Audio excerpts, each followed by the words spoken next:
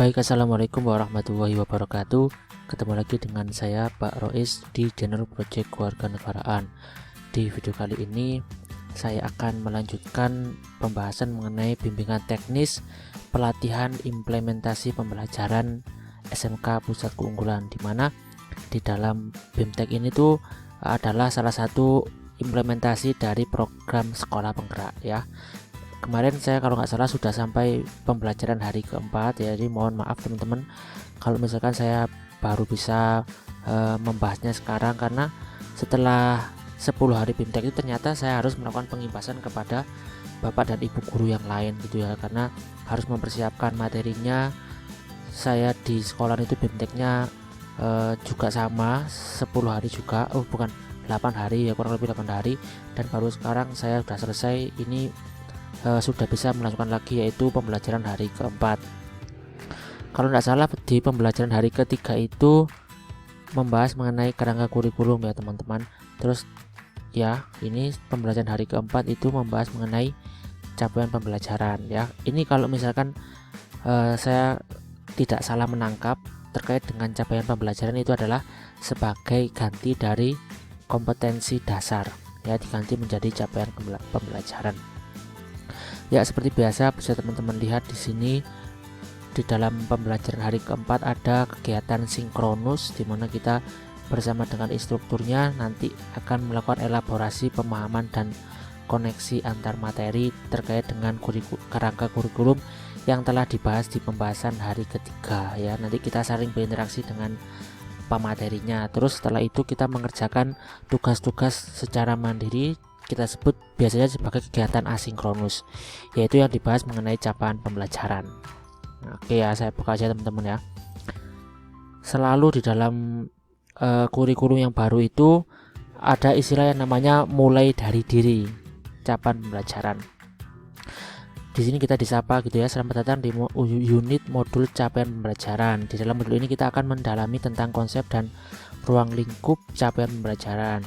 Jika kita ingin kembali ke belakang, keterkaitan capaian pembelajaran juga merupakan bagian dari kerangka kurikulum yang sudah dipelajari di modul sebelumnya.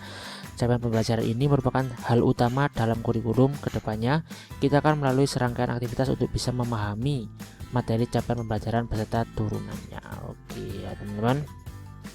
Seperti biasa, kita akan berikan sebuah pertanyaan, kemudian tidak ada jawaban yang benar atau salah. Itu ya teman-teman.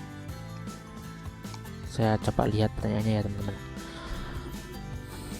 Jadi mulai dari diri itu kita berangkat dari sesuatu yang memang belum kita ketahui sebelumnya. Jadi walaupun belum tahu materinya, kita diberikan sebuah pertanyaan-pertanyaan terlebih dahulu. Makanya tadi di awal dikatakan tidak ada jawaban benar dan nggak ada jawaban yang salah gitu ya. Nah, ini bagaimana Bapak Ibu merumuskan tujuan pembelajaran pada mata pelajaran yang Bapak Ibu ampu dalam proses kegiatan belajar mengajar. Nah, ini sudah saya jawab gitu. Terus apa harapan Bapak Ibu dalam memahami unit modul ini terkait peran Bapak Ibu? Jadi ya kayak pertanyaan ringan-ringan aja teman-teman ya. Gitu. Oke, saya mau balik lagi ke sini.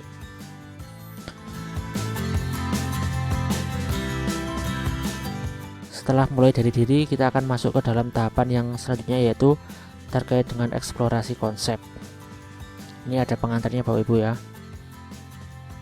Nih, capaian pembelajaran merupakan satu alternatif dalam mendeskripsikan kompetensi yang digunakan untuk mengukur pencapaian siswa ya.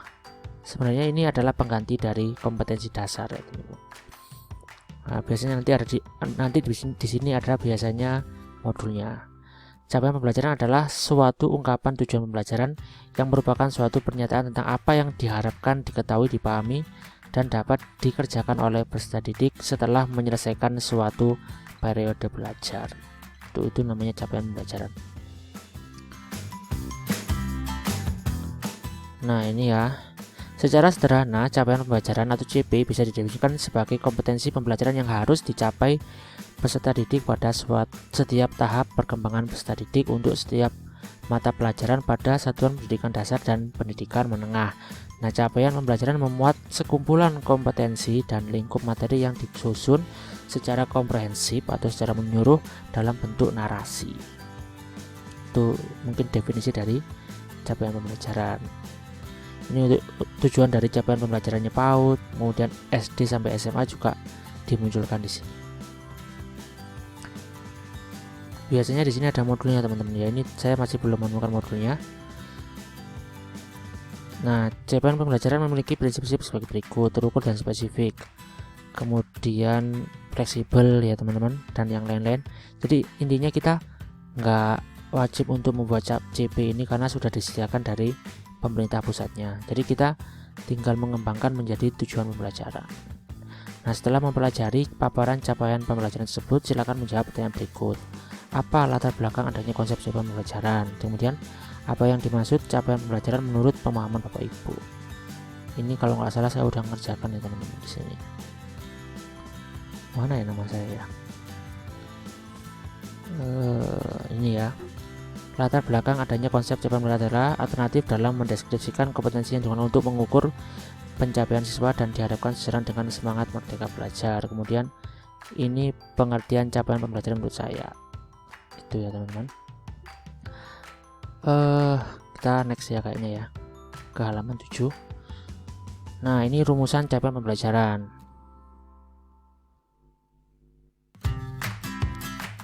Oke, saya masih belum menemukan modul ini ya. Apa peran capaian pembelajaran dalam pembelajaran di SMK Pusat Unggulan dan mengapa capaian pembelajaran dirumuskan per fase? Coba saya lihat jawaban saya ya. Oh, nggak kelihatan di sini ya jawaban saya ya. Mungkin saya lihatkan jawaban teman-teman saya ya. Nih, punyanya Bu Eni Sugiyarti. Peran capaian pembelajaran dalam pembelajaran SMK PK adalah memiliki peranan sangat penting karena capaian pembelajaran di SMK unggulan akan mengarahkan dan menciptakan peserta didik yang bisa digunakan langsung dalam dunia industri yang memiliki kompetensi yang dapat diandalkan. Terus yang kedua tadi apa? Mengapa CP dirumuskan per fase? Capaian pembelajaran dirumuskan per fase supaya semua mata pelajaran di SMK unggulan bisa lebih kreatif, mengembangkan kreativitas dan inovasi sesuai dengan kepentingannya masing-masing. Gitu ya teman-teman. Lanjut halaman 9. Ini sebagai penutupnya. Setelah itu kita bisa ke dalam ruang kolaborasi.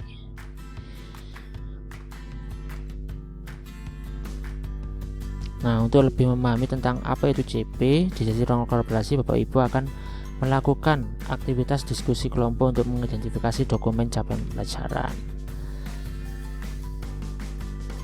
Nah, setelah Bapak Ibu mengunduh dokumen capaian pembelajaran sesuai mata pelajaran, silakan mempelajari dokumen tersebut secara sama lalu lakukan diskusi kelompok dengan tahapan yang ada dalam petunjuk penugasan berikut ini. Ini petunjuknya untuk guru mapel umum, tujuan diskusi, kemudian langkah-langkahnya membentuk kelompok 3-4 orang, terus sepakati menggunakan media untuk apa, misalkan Zoom, Google Meet, WhatsApp dan lain-lain. Waktunya kapan, analis dokumen capaian pembelajaran. Pilih satu elemen, kemudian cermati satu elemen, temukan kompetensi yang ingin dicapai dalam elemen masing-masing fase, tulislah hasil analisis kelompok Bapak Ibu ke dalam lembar kerja yang Anda bisa unduh di sini ya. Coba ini kita lihat ya teman-teman. Baik teman-teman, di dalam ruang kolaborasi seperti ini tugasnya ada identifikasi kompetensi yang ingin dicapai pada elemen atau domain di setiap fase capaian pembelajaran. Jadi tinggal ditulis saja nama kelompoknya berapa, terus anggotanya siapa saja, capaian pembelajaran mapel apa. Jadi nanti kalau misalkan satu kelompok itu macam-macam orangnya, jadi disepakati aja satu mapel yang dipilih, terus elemen yang ingin dipilih misalkan fase, kalau misalkan SMK kan berarti F kelas 10 dan kelas 11-12 adalah fase E untuk kelas 10 dan kelas 11-12 adalah fase F. Jadi ini nggak perlu teman-teman isi semuanya, terus tinggal didiskusikan aja kompetensi apa yang ingin dicapai ya, sambil melihat capaian pembelajarannya ya, gitu ya teman-teman. Oke, nanti contohnya akan saya taruh di deskripsi video ini, tenang aja. Terus selanjutnya setelah itu nanti kalau selesai, kalian teman-teman tinggal menambahkan add new topic, kemudian subjeknya di sini nama kelompok, misalkan kelompok 1, kemudian apa nih namanya, teman-teman upload filenya, kemudian advance atau lanjutkan, baru kemudian di save filenya. Itu ya teman-teman. Nah, ini tempatnya. tempat untuk unggah hasil ruang kolaborasi.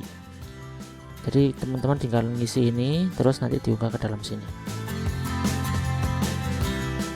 Nah, di sini di dalam unggah hasil ruang kolaborasi cukup perwakilan dari anggota kelompoknya saja, nanti satu aja yang upload, nanti yang lain juga sudah terwakilkan gitu ya teman-teman. Caranya add submission, kemudian pilih file, upload a file, dan kemudian kita simpan.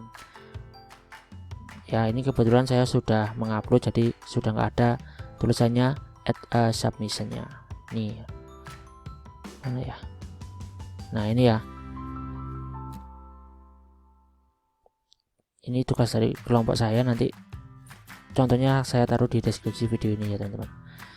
Oke, kita lanjut dulu ke dalam refleksi ruang kolaborasi capaian pembelajaran. Ini adalah refleksi di ruang kolaborasi terkait dengan capaian pembelajaran. Seperti biasa ya teman-teman, di refleksi itu kita akan diberikan sebuah pertanyaan di dalam ruang kolaborasi. Coba saya lihat dulu jawaban saya ke dia itu seperti apa. Nah, ini ya. Bagaimana perkembangan kompetensi peserta didik pada mata pelajaran yang Bapak Ibu ampu mulai dari fase A sampai fase F ya. Jadi yang ditanyakan itu dari fase A sampai fase F. Ini ya, dari fase A mulai dari dia kelas 1 2 SD, terus kelas 3 4 5 6. Kemudian fase D itu kelas 7 8 9, jadi ketika dia SMP.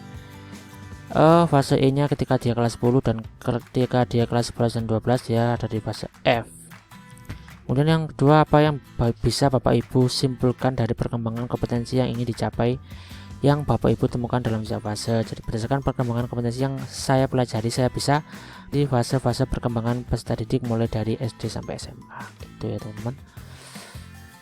Itu yang selanjutnya apa ya? Yang selanjutnya ada refleksi terbimbing.